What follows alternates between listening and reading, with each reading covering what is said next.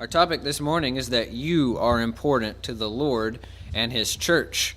And I like this illustration of Uncle Sam because I believe it was designed so that the person who sees it really has to consider that it's talking about them.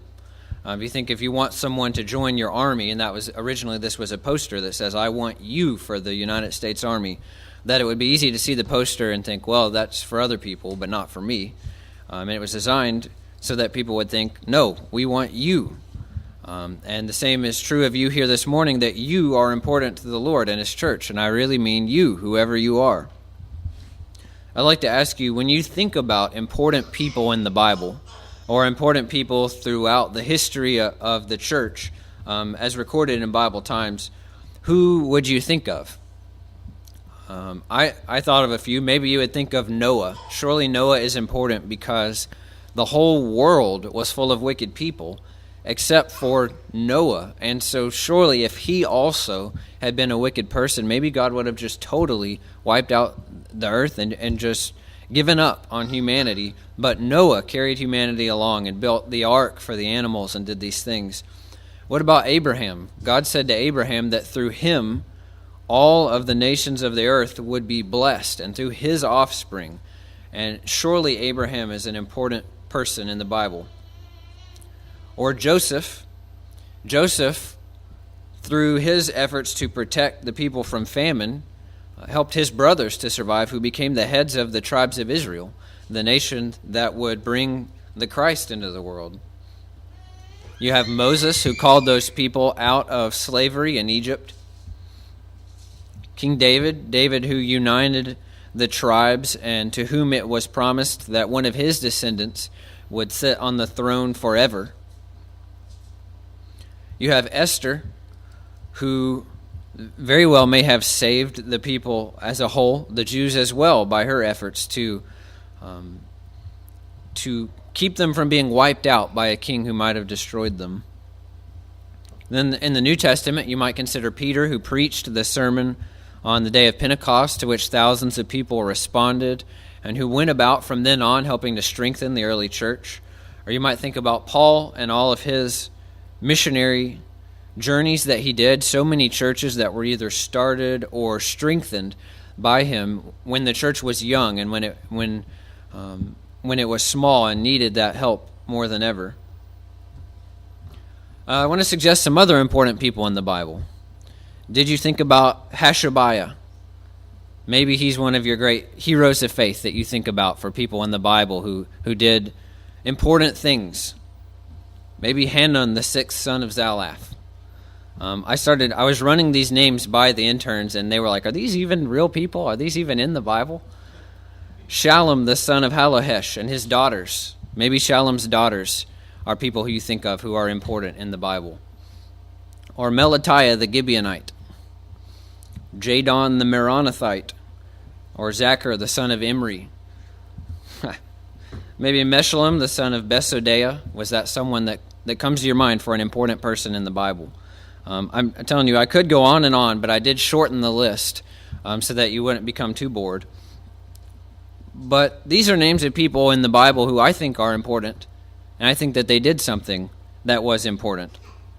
And if they're important, maybe you are too. Maybe there's a lot of people that we don't think about or who don't become particularly famous, but who do important things.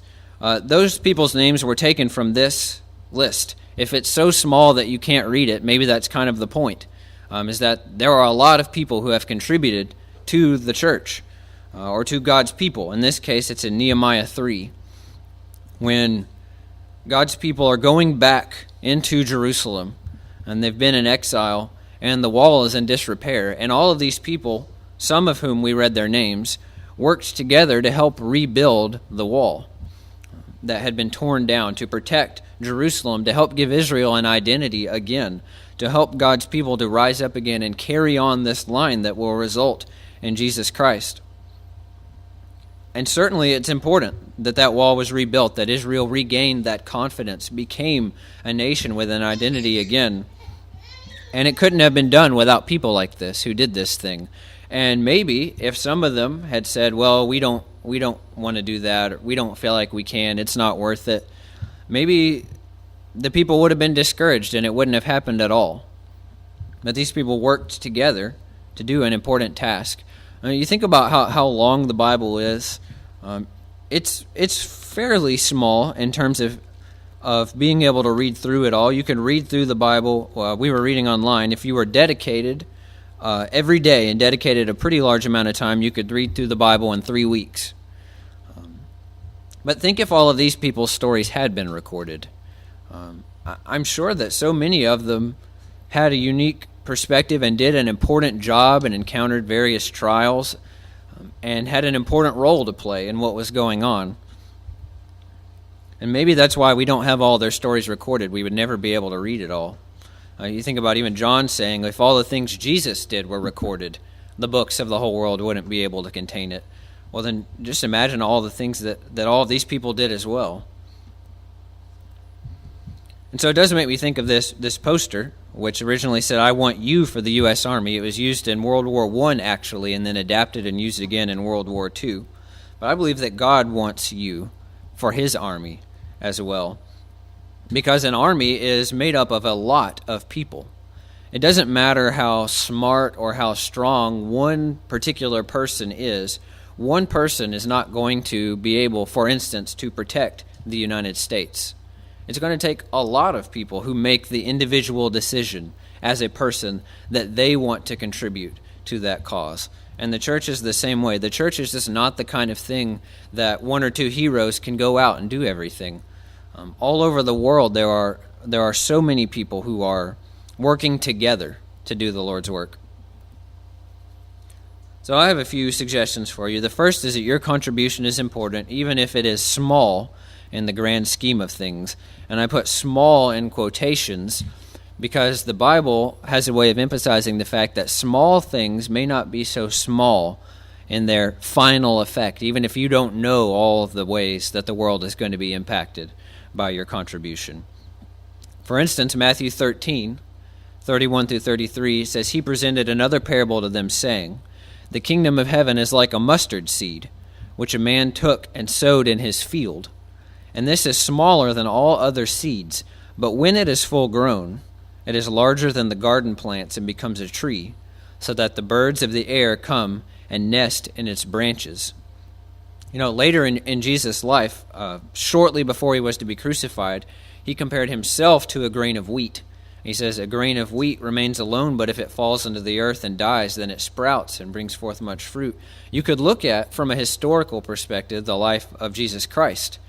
And people have pointed out how he never traveled very far from his hometown and how he never held an official public office. He never did all these different things.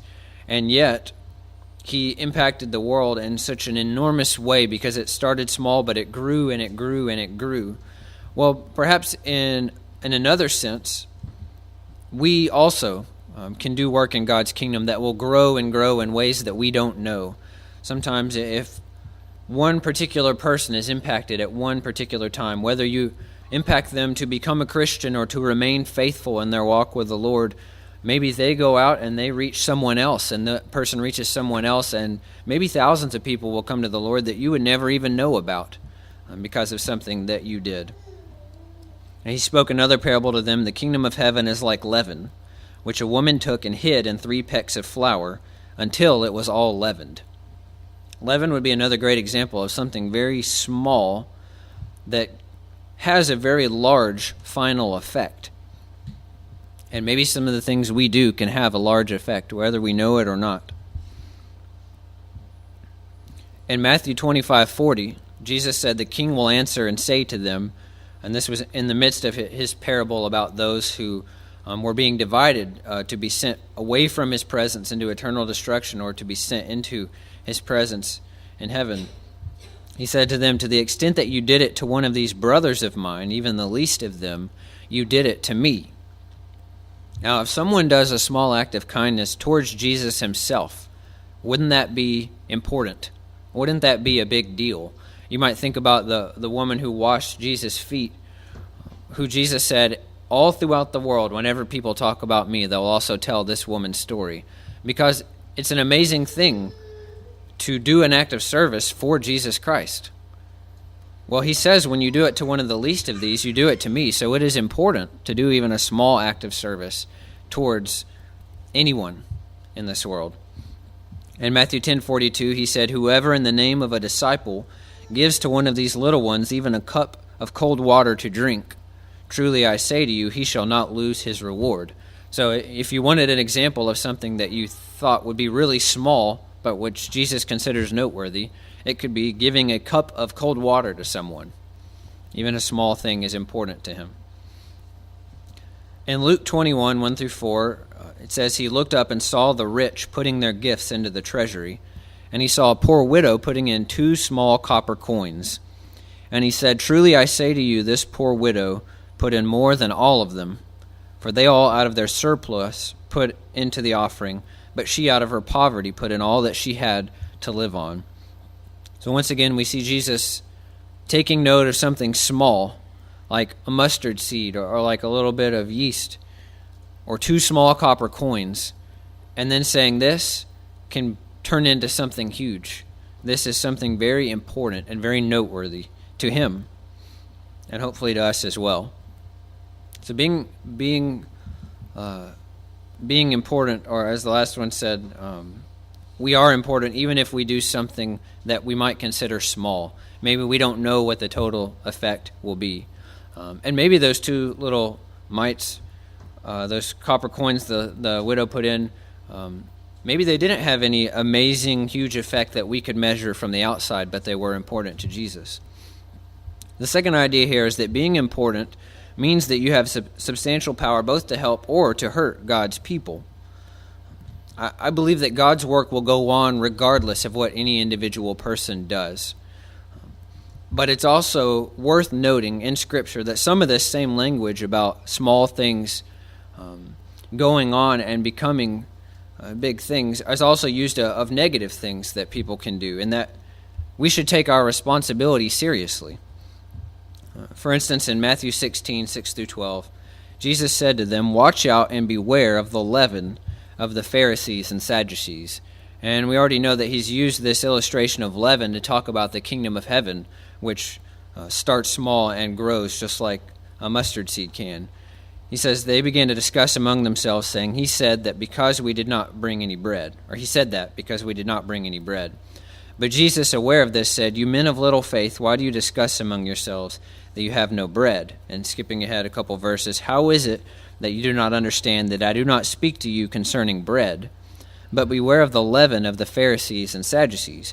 Then they understood that he did not say to beware of the leaven of bread, but of the teaching of the Pharisees and Sadducees.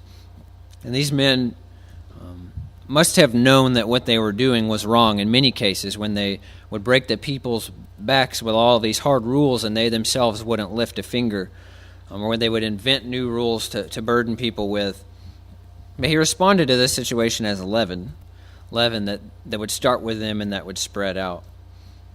In James 3, 3-6, we read, "If we put the bits into the horse's mouth so that they will obey us, we direct their entire body as well." And he's also emphasizing how small things can have big effects. He says, "Look at the ships also, though they are so great and are driven by strong winds, are still directed by a very small rudder, wherever the inclination of the pilot desires. So also the tongue is a small part of the body, but yet it boasts of great things. See how great a forest is set aflame by such a small fire, and the tongue is a fire, the very world of iniquity, and the tongue is set among our members as that which defiles the entire body, and sets on fire the course of our life, and is set on fire by hell." So here he mentions a small thing, like a little spark that creates a forest fire. And he says it as a warning to us to be careful, to realize you have an important role to play, you have an important status in the world, because some small thing you do can have a large effect. In 2 Timothy 2, 16-17, he said, "Avoid worldly and empty chatter, for it will lead to further ungodliness, and their talk will spread like gangrene." Again, something that could start small, but that could become worse and worse. So I don't want us to have to live in constant fear that anything we say might set off a terrible chain of events in the world. But I do think these verses would warn us to recognize the importance of what we say and how it could have a large effect for good or for bad, and to take our responsibility in the world seriously, to know that our faithfulness to the Lord is important. In Joshua 7:19 through 21, we see sort of a real-world example of this in the Old Testament. We don't have time to read the whole story, but when the people were to go in and to destroy Jericho, they weren't to take anything, and yet this man named Achan took something. And then Israel started losing in its battle with the next city that they came to, and men were having to flee, and men were dying, and they weren't used to that. They were used to the Lord fighting for them, and then they figured out it was because of what Achan had done. And Joshua said to Achan, "My son, I implore you, give glory to the Lord, the God of Israel, and give praise to him, and tell me now what you've done. Do not hide it from me." So Achan answered Joshua and said, "Truly I have sinned against the Lord, the God of Israel, and this is what I did. When I saw among the spoil a beautiful mantle from Shinar and 200 shekels of silver, and a bar of gold 50 shekels in weight, then I coveted them and took them.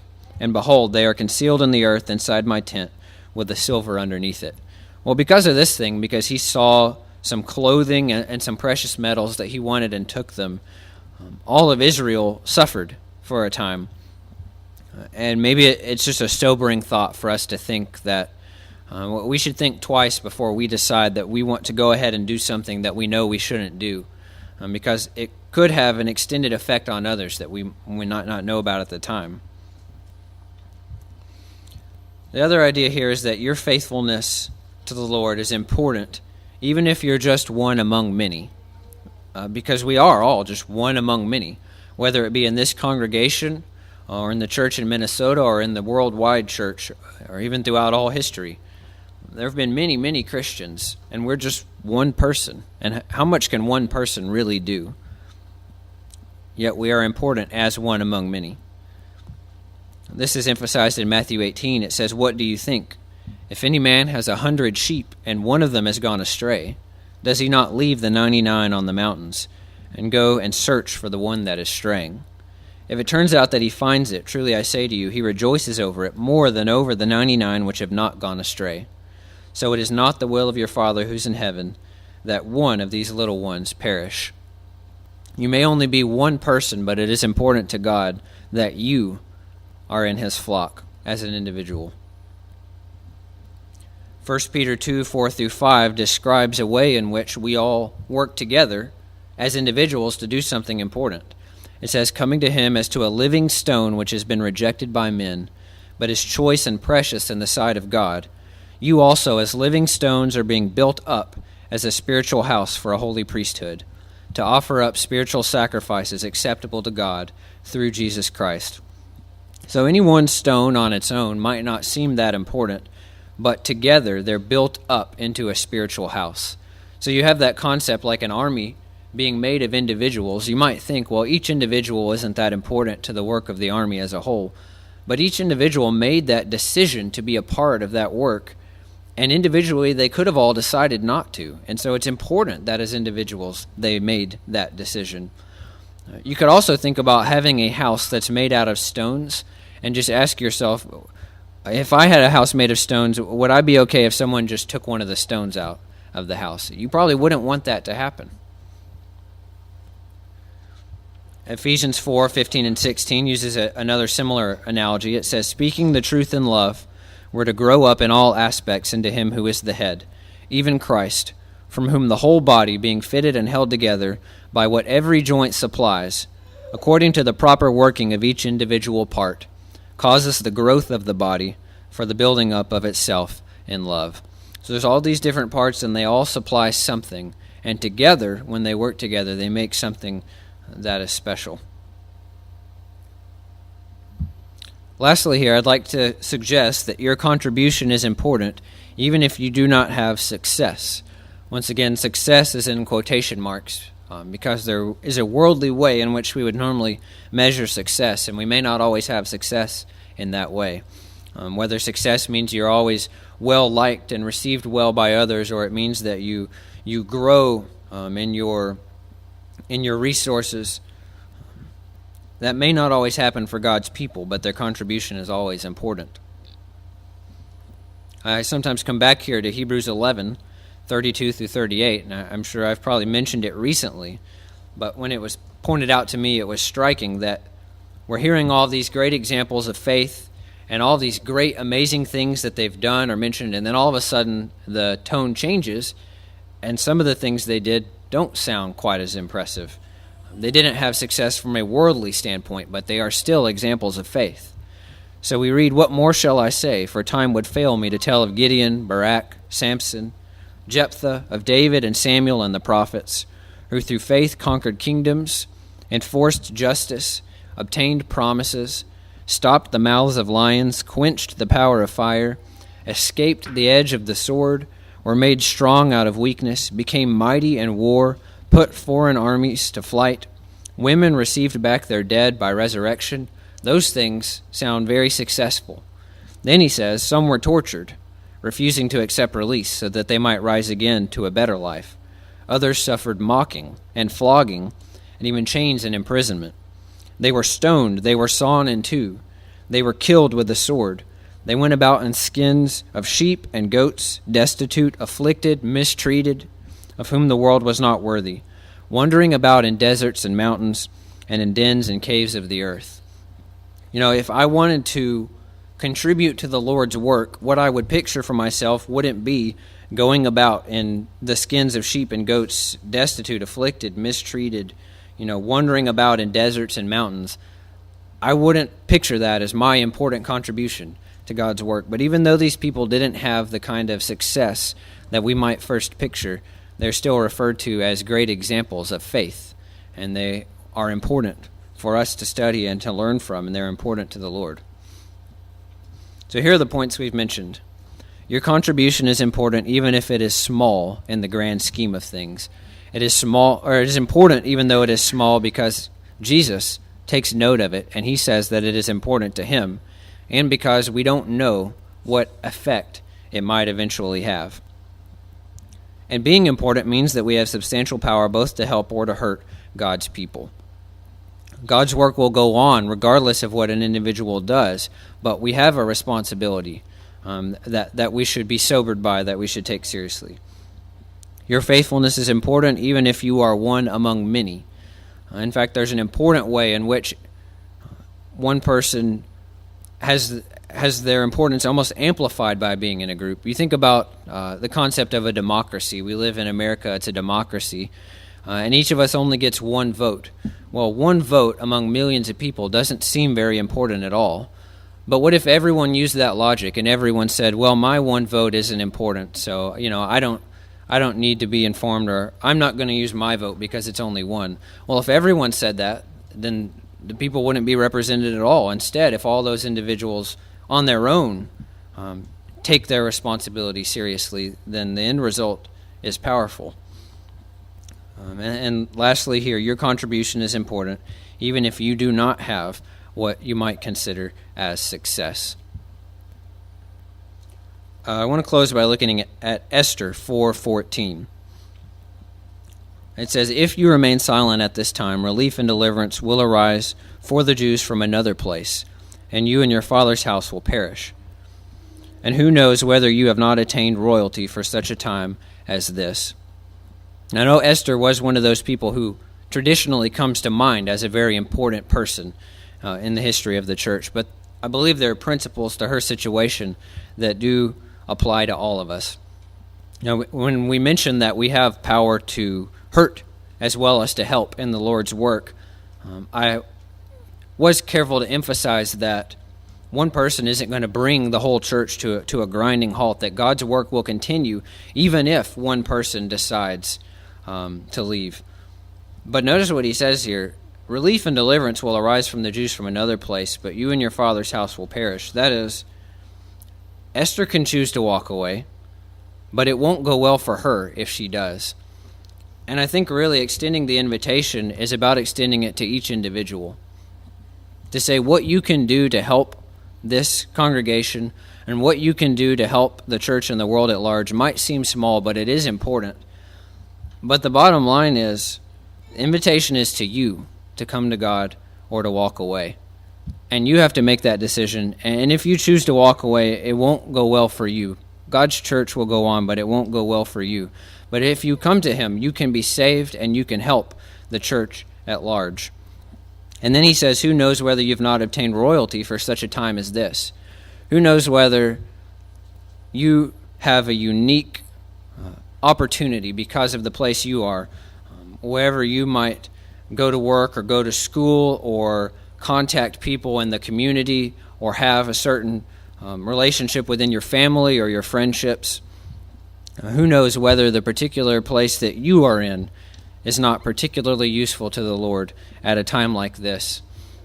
So I hope that all of us will consider the great impact we can have for good on the world and on God's church, and that we will also realize that the bottom line is that we've got to come to the Lord if we're going to find salvation, and we've got to stay with him if we want to go and be with him in heaven. So if this morning you'd like to be baptized into Christ, to come to him for that salvation, or if we can help you in any way, if there's any way that we could help you to stay with him, if there's anything we can do for you, then you can come as we stand and sing this morning.